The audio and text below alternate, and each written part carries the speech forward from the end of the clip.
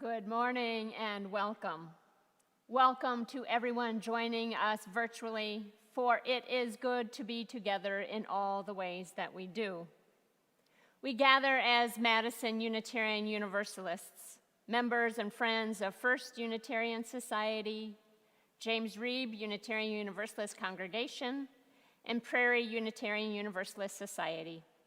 We are so glad that you are able to join us this morning in this virtual community that we are creating today. We welcome you on this week of celebration of Passover and Easter, where we are celebrating amidst all ages our own perseverance and transformation in difficult times.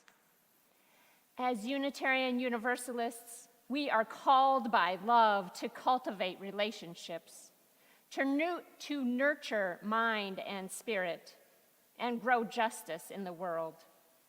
We are doing this together in a time of physical distancing as we remember the love, compassion, human goodness, and resilience that live within and among us. We may be isolated, but we are never alone. My name is Karin Bringelson, and I am the intern minister at First Unitarian Society. I am joined on the worship team by Reverend Doug Watkins, Reverend Kelly Crocker, Linda Warren, and Drew Collins, along with technical support from Daniel Carnes.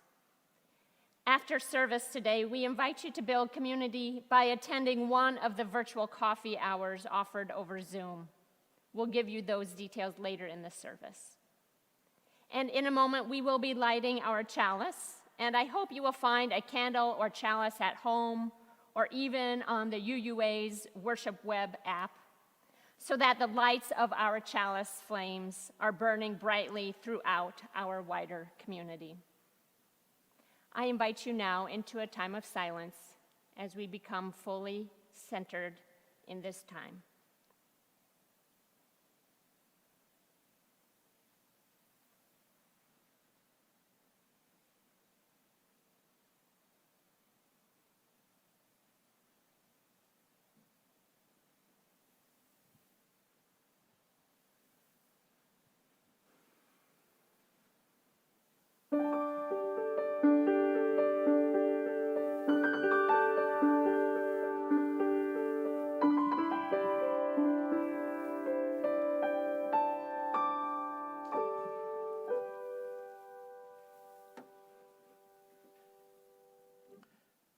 Good morning, I'm the Reverend Doug Watkins.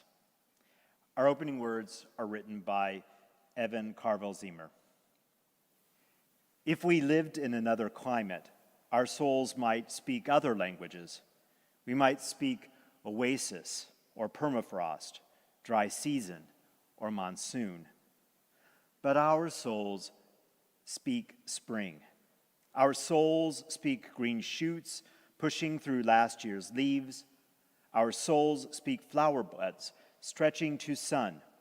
Our souls speak mud puddle and nest building, damp earth and worm castings, tiny green leaves and frog choruses. We speak spring because spring sings in us. We gather to nurture our faith in our growing, our own courage to push through, our own blossoming in beauty, our own small part in the spring of this world. Come, whoever and wherever we are, let us worship together. As the chalice lighting words are before you, and we spark our chalice here, I invite you to light your chalice or candle where you are. As together we say, we are on a journey from birth till our last day.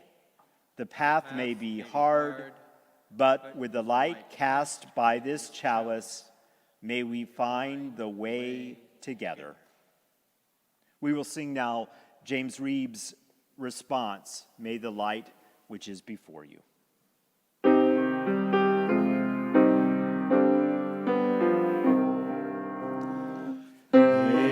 the light which is before you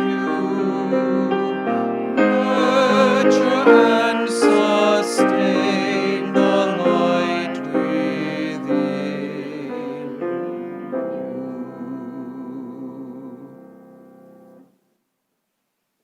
Let's join together in hymn number 61, Lo, the Earth Awakes Again.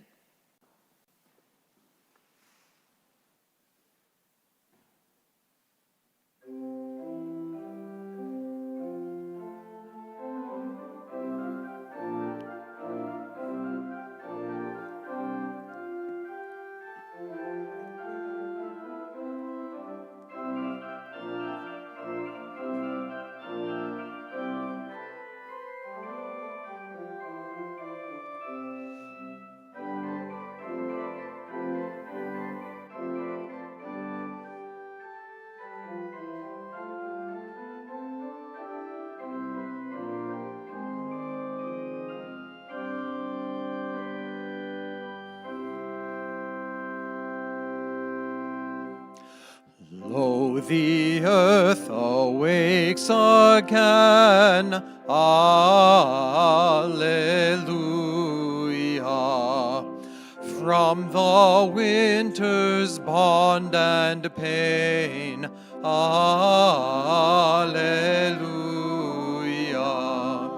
Bring relief and flower and spray, Alleluia,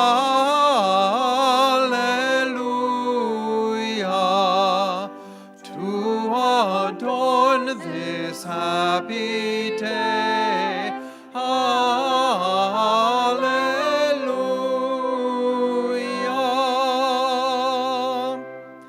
Once again the word comes true, Alleluia.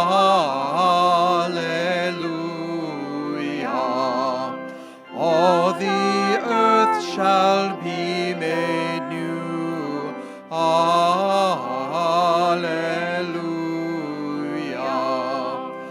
Now the dark cold days are Alleluia.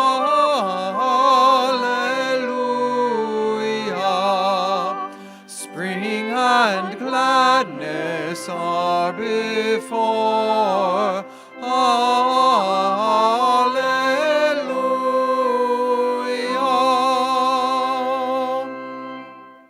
Change then mourning into praise, Alleluia.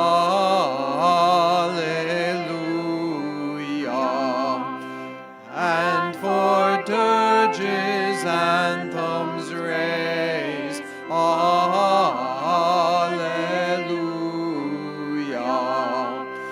How our spirits soar and sing, Alleluia.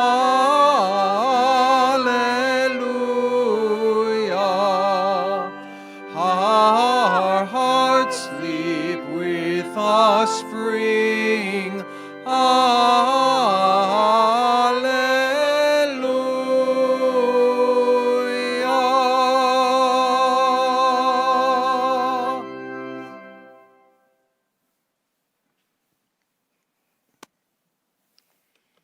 On this spring morning, as we sing of the awakening earth, and as we dream of new life and our hopes for the future, it is fitting that we continue our service with the rite of dedication.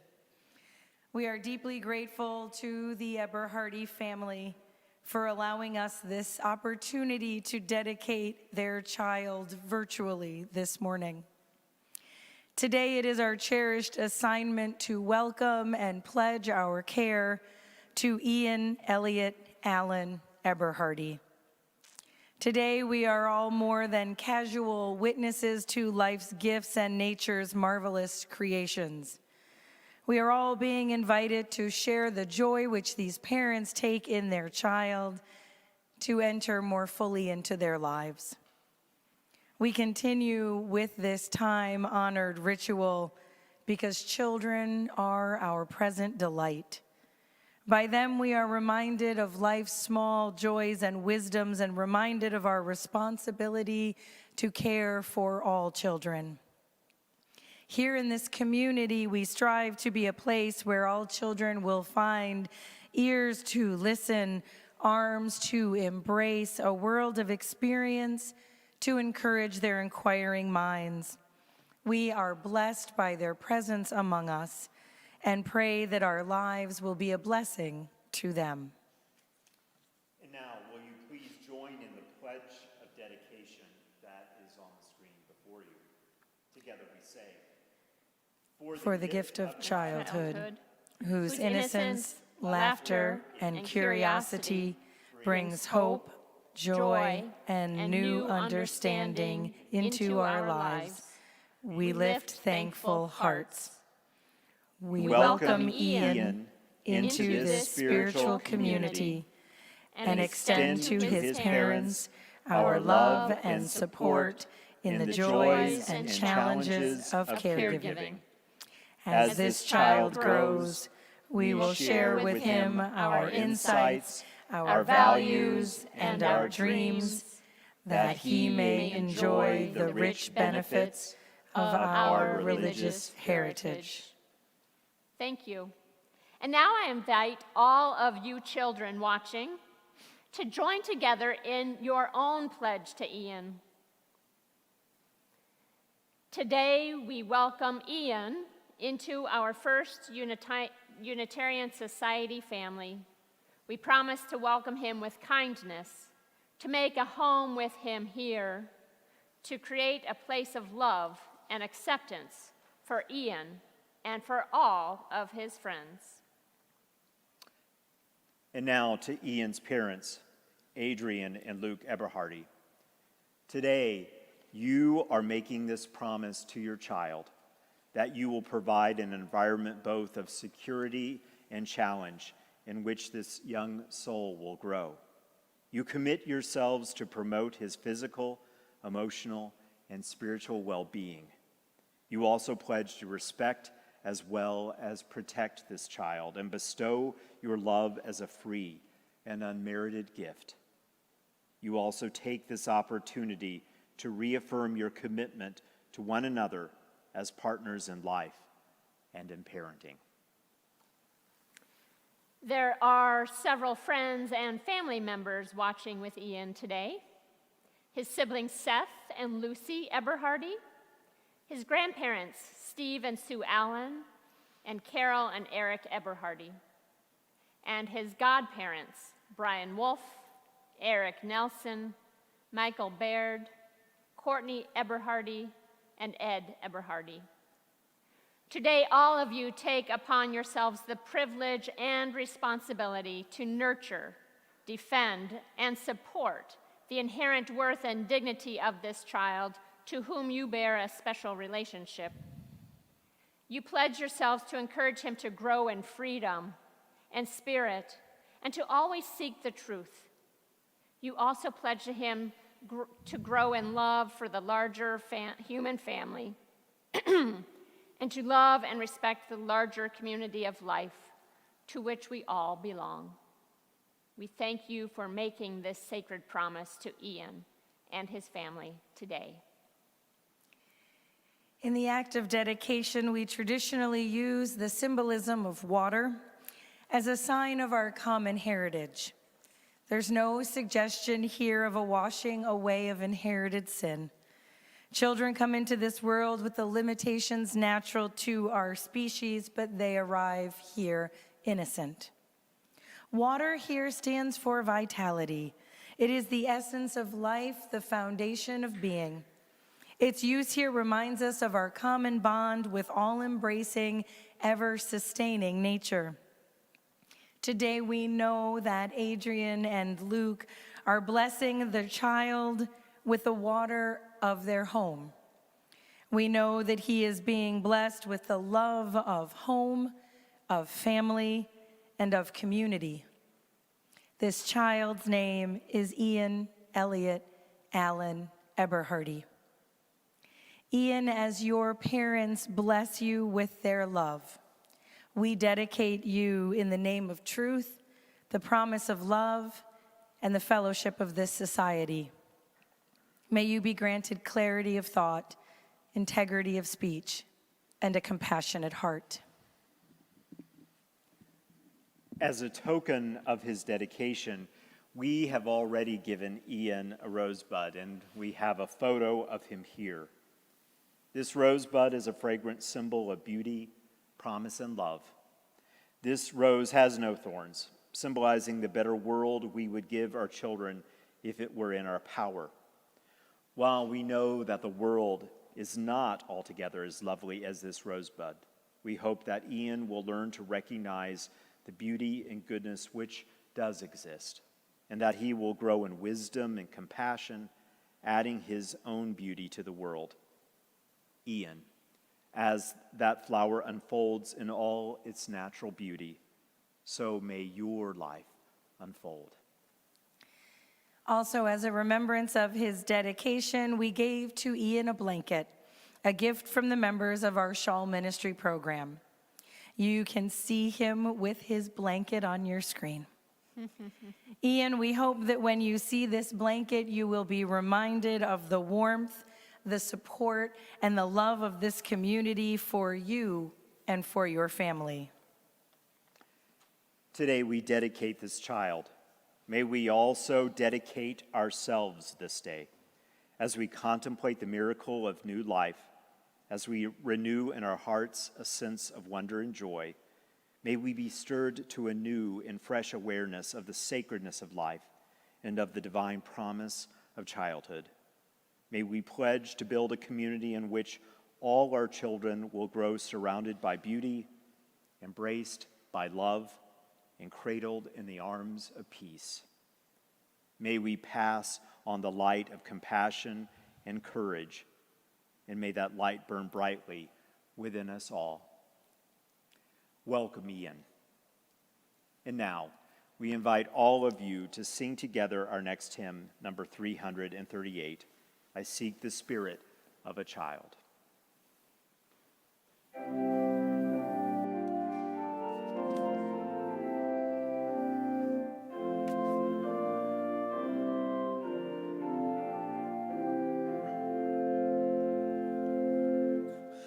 I seek the spirit of a child, the child who meets life naturally, the child who sings the world alive and greets the morning sun with glee. Children are real beyond all art. May I see joy's a gift to our heart. I seek the freedom of a child who loves instinctively, who lights our day with just a smile and shines that light on all we see. Children are real beyond all fears. May I see hope's a gift to our tears. I seek the wonder of a child who sees delightfully, now clowns in cloud, now golden sun, imaginations true and free. Children are real beyond all lies. May I see faith's a gift to our eyes.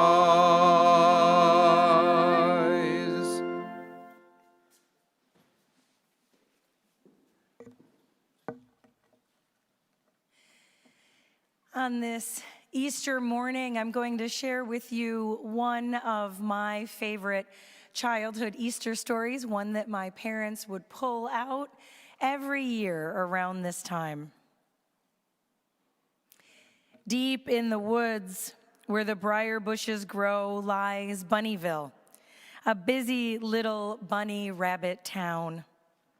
And in the very center of that busy little town stands a cottage, a neat twig cottage with a neat brown roof, which is known to all as Great-Grandpa Bunny Bunny's very own home.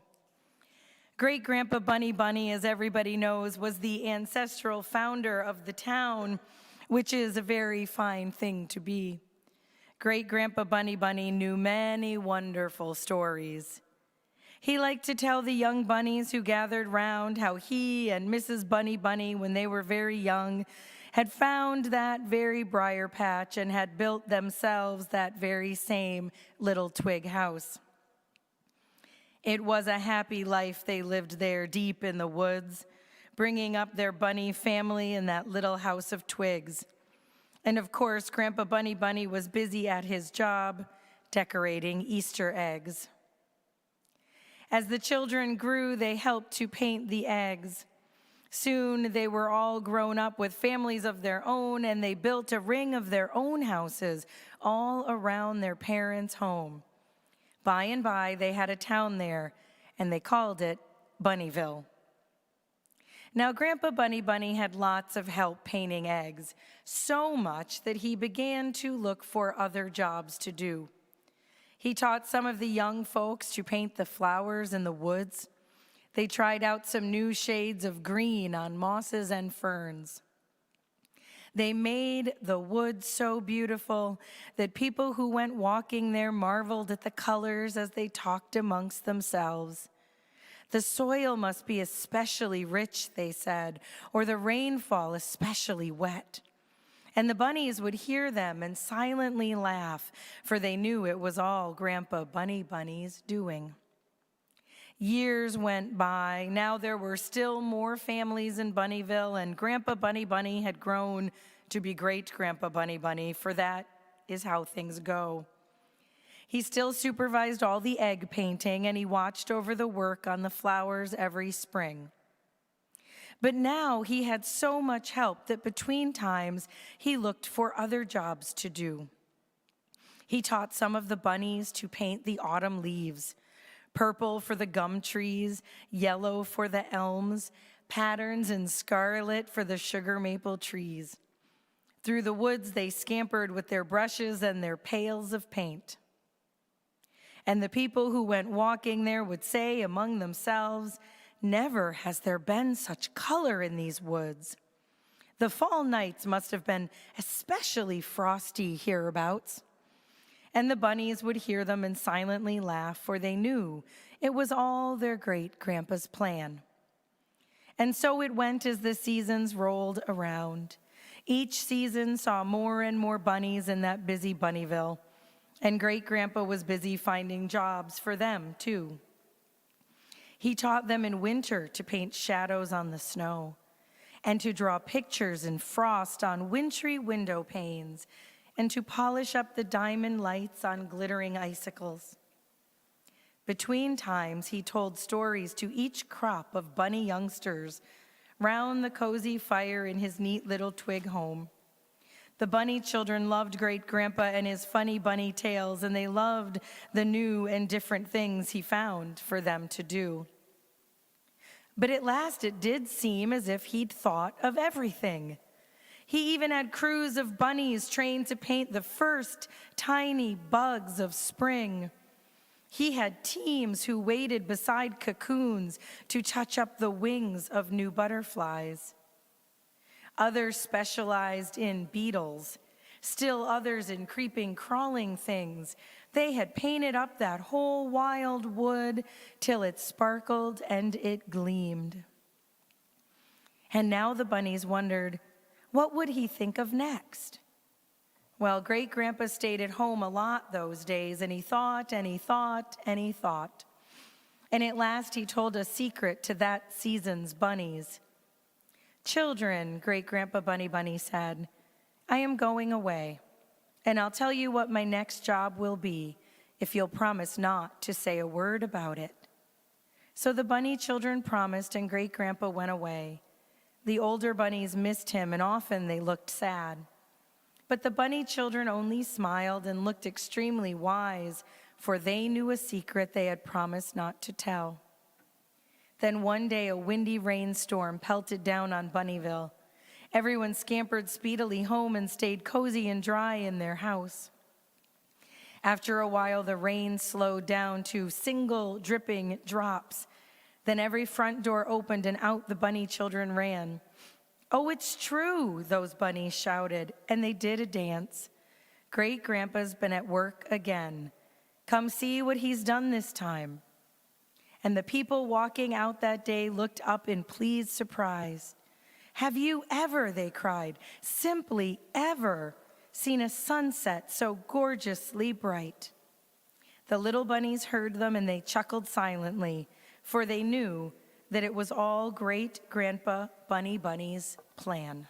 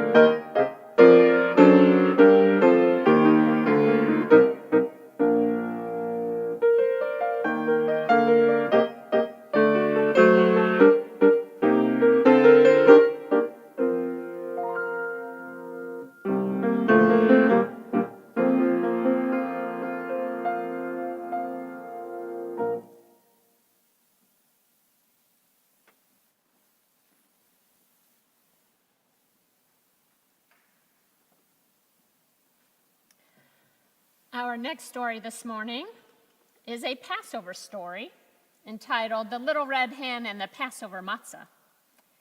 For 8 days every spring, Jewish people around the world celebrate the holiday of Passover, the festival of freedom. On the first 2 nights, family and friends gather for a special holiday dinner called a Seder. Before the meal, they read together from the Passover books called Haggadah.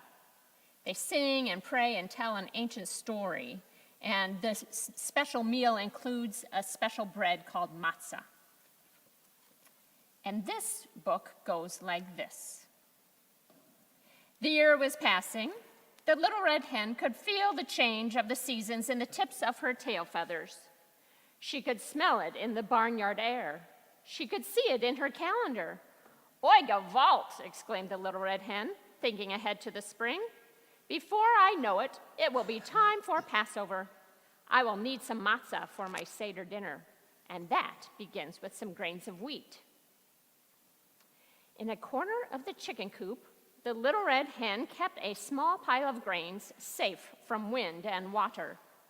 She gathered them now and went to find her friends. Such friends she had, always ready to lend a hand. "Who will help me plant these grains?" she asked them. Not I, said sheep. Sorry, bub, said horse. Think again, said Dog, a little bit rudely. The little red hen was not happy. Okay, she grumbled. I should worry.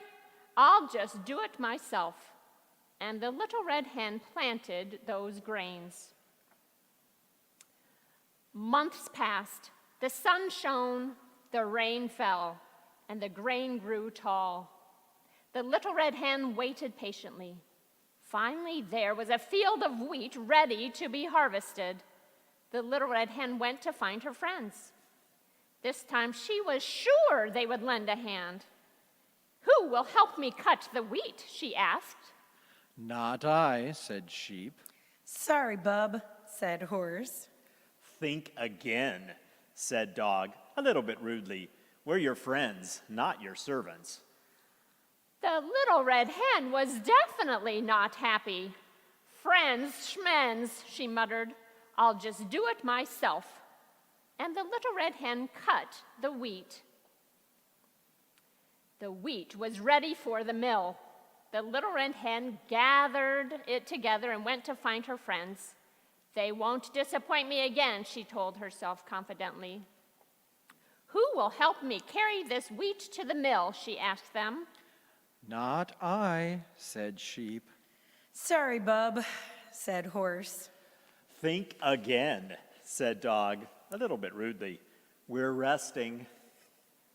The little red hen was really not happy this time. I should live so long, she kvetched, to see this bunch of lazy no-goodniks put in an honest day's work. I'll just do it myself. The little red hen took the wheat to a special Passover mill where a miller ground it into flour. Then she schlepped that flour back home in a big, heavy sack, clucking to herself all the way. Before she knew it, it was spring. It was the morning of the first night of Passover. The little red hen had cleaned her house, top to bottom. There wasn't a crumb of bread anywhere to be found. Time to make the matzah, the little red hen announced to her friends. Who wants to help? Everyone deserves a second chance, or fourth chance, she reminded herself. What do you think the little red hen heard? Not I, said Sheep. Sorry, Bub, said Horse. Ha ha, laughed Dog, more than a little bit rudely. Think again. The little red hen was not happy. She was not surprised either. Okay, she said, so I should starve? I'll just make it myself. The little red hen washed up carefully. She put a big bowl on the kitchen table. Then she set her timer. According to Jewish law, Passover matzah had to be finished in just 18 minutes. The little red hen mixed the flour and water quickly. She kneaded it quickly. She rolled it out nice and flat quickly. She pricked it all over prickly. She put it in the oven to bake. Ding! The matzah was ready just in time. Then the little red hen prepared the Seder dinner. She boiled eggs, simmered soup, and mixed gefilte fish. She washed parsley, chopped apples and nuts, and stirred batter for a cake. Finally, she set the table, putting a beautiful Passover Haggadah at each place, and an extra chair for Elijah the prophet, should he come, God willing. She finished with a covered plate of homemade matzah.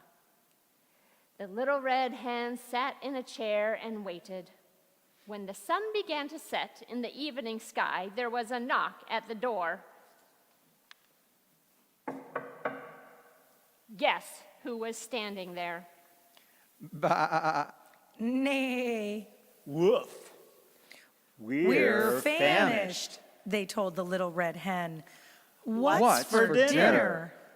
You've got to be kidding, scolded the little red hen. What chutzpah! You didn't help me plant the grains when I asked you. You did not help me harvest the wheat or carry it to the mill or take it back home again. You didn't even help me bake the matzah. So tell me, why should I share my Seder dinner with the likes of you? Sheep, horse, and dog couldn't think of a thing to say. The little red hen was right. They hadn't been very good friends. The three animals silently hung their heads in shame. The little red hen was quiet too. Now I should invite them to my Seder, she thought. Then she remembered the words written in the Passover Haggadah. Let all who are hungry come and eat. She looked at her friends. They looked hungry. Besides, the little red hen was a good egg, a mensch. A mensch forgives. And why are you just standing there, she said finally. Come on in. So together, the friends celebrated the holiday. Together they noshed on tasty, crunchy matzah. And when the Seder was over, after all the planting and the harvesting and the schlepping and the cleaning and the baking and the feasting, just who do you think had to wash all those dishes? Not I, said the little red hen. And that is the end of the story this morning. I invite you now to please join in singing hymn number 220, Bring Out the Festal Bread.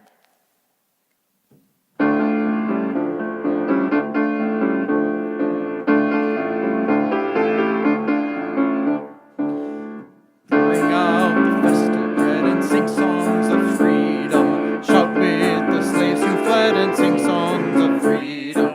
What modern pharaohs live in arrogance drowning? Who shall be sent to challenge folly unbounded? Bring out the festal bread and sing songs of freedom. Shout with the slaves who fled and sing songs of freedom. Chains to their hearts will break, their days are not finished. Metal or subtle made, they're still not diminished. Bring out the festal bread and sing songs of freedom. Shout with the slaves who fled and sing songs of freedom. Still God's resentment bind each brother and sister. Still do the plagues affect us red as the river. Bring out the festal bread and sing songs of freedom. Shout with the slaves who fled and sing songs of freedom. Long be our journeying, yet justice is worth it. Like Sister Miriam and help us to birth it. Bring out the festal bread and sing songs of freedom. Shout with the slaves who fled and sing songs of freedom. The people lift their hands and look to the mountains.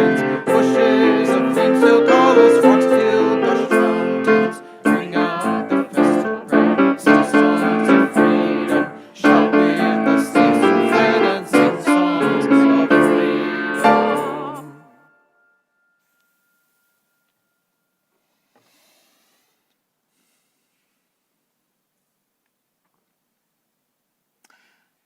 Out of all of the experiences of preaching over the long haul of ministry, often, year after year, the most curiously awaited of what I will come up with for a sermon, at least I'm curious what I will come up with year after year, is for the Easter service. And I think of how often in Easter's past I found myself struggling with the stories of this time and how to engage them in a way that speaks to the congregation I'm serving, that speaks to you in a way that really offers some wisdom. Knowing that the stories of this time, all of them, are stories that we often do not believe literally. And while for the first couple of years that is a very interesting challenge, over the long haul, for me, it has become a struggle. And this year, while I remain deeply respectful of the dynamic tensions that we have with these stories, and there is still some wonderment of exactly what it is that I want to say, I also found that I was amazingly challenged and grateful for the power of these stories now. The truth that they bring in these stories that does not try to shape themselves into something that is easy for us to digest, but rather offers a nourishment that millions of people over hundreds and hundreds of years have been able to glean deep truth from. And I realize that we need stories like these now that transcend this moment and yet speak to the timeless truths, especially in the midst of great chaos. I find myself reflecting on the profound mystery and the fierce poetry that speaks truth, the truth of what it feels like in the core of our being when we experience both the coming of literal and the thousands of ways that we experience a sort of metaphysical death within us. And how real both of those experiences feel, not just to us, but to the people around us. And how the story of Easter over and over again invites us into that experience. And it reminds us that even in those very isolated and lonely times, as we imagine might have been true as the Christ was beginning to reawaken into his new life, in that tomb-like place that is so claustrophobic and lonely, what it is like to begin to wonder what our new lives will be like. And how Easter reminds us again and again in so many different ways that as powerful as death is, it is not the final and most powerful truth. It is rather how we choose to live our lives and what ideals animate the life in each breath that we take. I'm grateful for the power of that story and how it reminds me that these kinds of catastrophic moments are not new. Over and over again, people have been called to face their fears, to look at larger-than-life power. And the Easter story, for one, reminds us that such upheaval invites us into new life, into transformation, into a resurrection and a liberation of a new way of living. If not just for us, also for the people around us. And that this sort of death-like experience is essential to the most meaningful and profound moments of spiritual growth in every life, all over the planet, time and time again. And I am grateful that we are in the midst of the holy days of Passover. We need that story too. And in this story, I am confronted with the power of that story from Exodus and how the events of that time seem especially connected to this time. How these ancient narratives invite us to think about the leaders of nations who now, just as and then, grapple with their pride, with their fears, and with some deep truth that calls them to courage. And as people living in a time of incredible upheaval that brings difficulties that plague us with fear and very real grief in our lives, to the very level that we fear for the lives of those we care for most, our children, our elders, all of those who are vulnerable. And really, for almost all of us, a deep fear for our own vulnerability in our own lives. The story of the Passover is not an easy one, and the story that we are living now is not an easy one either. We need the stories that do not shy away from those difficulties. And yet this story invites us to think about some powerful and transcendent truths that may speak to us now. How, for instance, in the story of Passover, that it is the very components of a simple meal again and again that will lead us to deeper connection. Connection to older stories of faith, connection to the earth itself, and if we will let it, a profound connection to each other. How the simplest of elements of a meal in the Seder, like the matzah, the egg, the lamb, the mingling of honey, apples, and nuts, all of them deeply connected with the planet itself. All of them simple, nurturing things.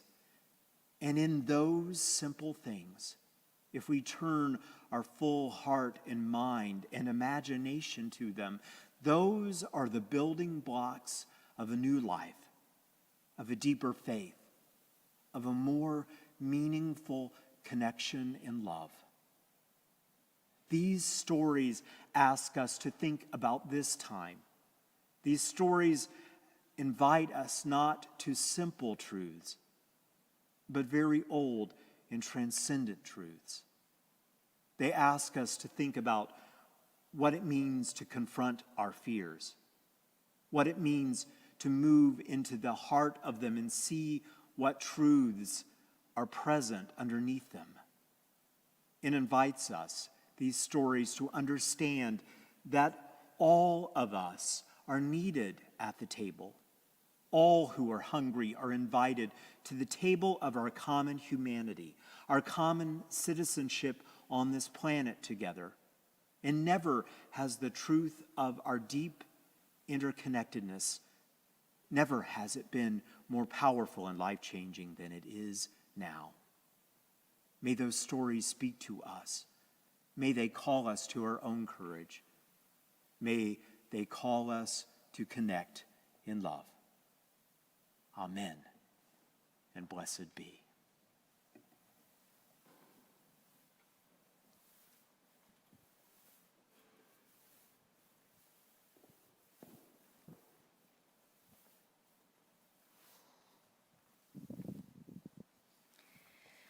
We are all on a journey with our hopes, dreams, and visions, seeking life's meaning. We gather in community, bringing our love and our resources together to support one another. The offering is our opportunity to remember that we are on this journey together and how important it is to live from a place of generosity for these communities we share and for our wider community as well. This week's outreach offering recipient for half of the First Unitarian Society offering is the Four Lakes group of the Sierra Club. The Sierra Club is America's oldest, largest, and one of the most influential grassroots environmental organizations. The Four Lakes group is our local all-volunteer branch of the Sierra Club. It is made up of over 4,500 members in South Central Wisconsin who are inspired by nature and who work together to protect our planet. We have made it easy for you to give online. If you go to the homepage of fusmadison.org, you will see a link that goes to the offering page. This will bring you to the giving pages for all three congregations. I invite you now into this opportunity to give gratefully with hope for a greater good. We will now receive our morning's offering.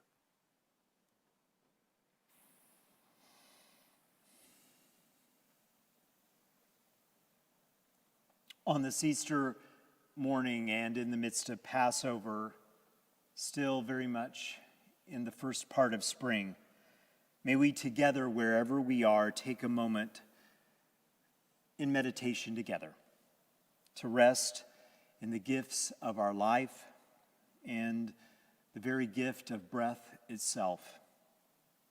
Whatever else is true in your life, if you are listening here and now, you are receiving these gifts. May we rest in the goodness of these gifts and embrace their strength and the power of their simple truth. On this morning, may we invoke the wisdom and resource of ancient stories and imaginations far older than anyone living today. May we recall that long hours of soul-searching and times of significant upheaval are as old as the human soul itself. And we inherit the truth in our DNA, an ancient resilience and sacred imagination that resides deeply within each and every one of us. May we open our minds and our hearts that we might connect with that strength and wisdom now.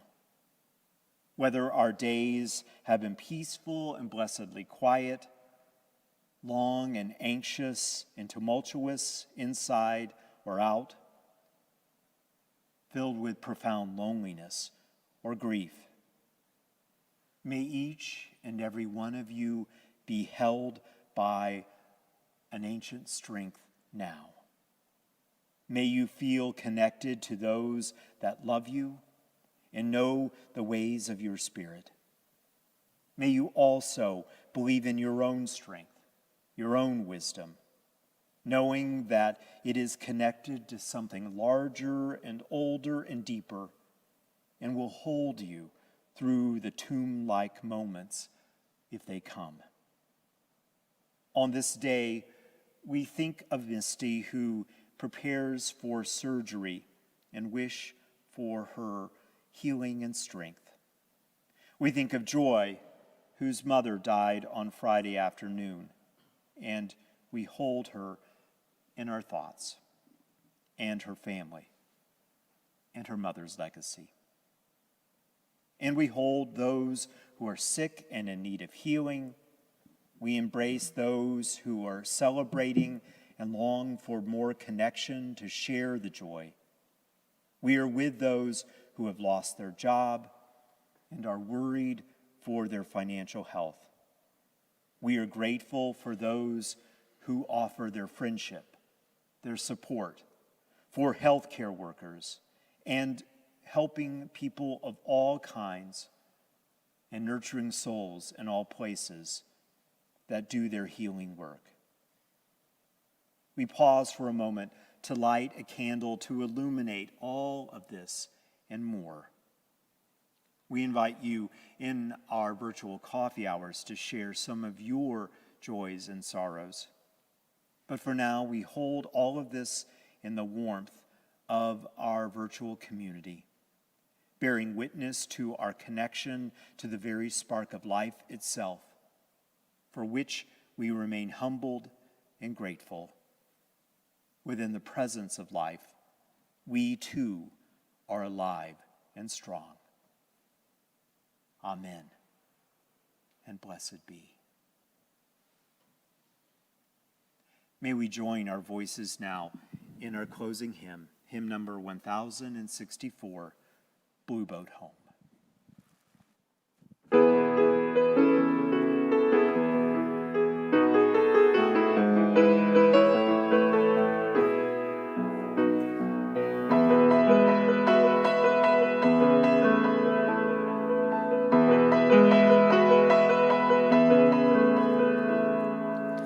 Though below me I feel no motion, standing on these mountains and plains, far away from the rolling ocean, still my dry land heart can say, I've been sailing all my life.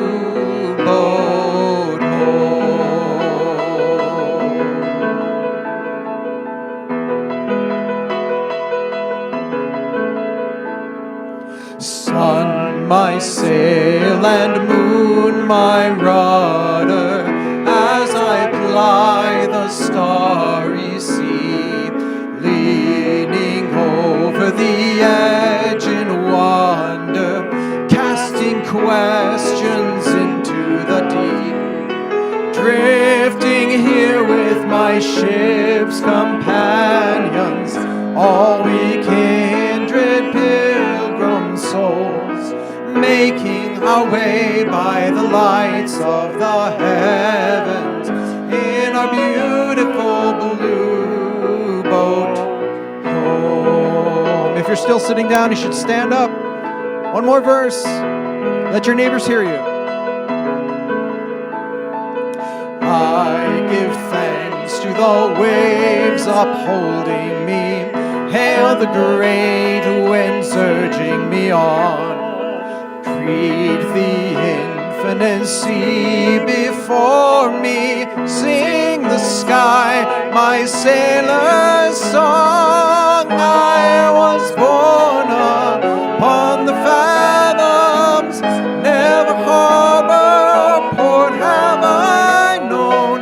The wide universe is the ocean I travel, and the earth is my blue boat home.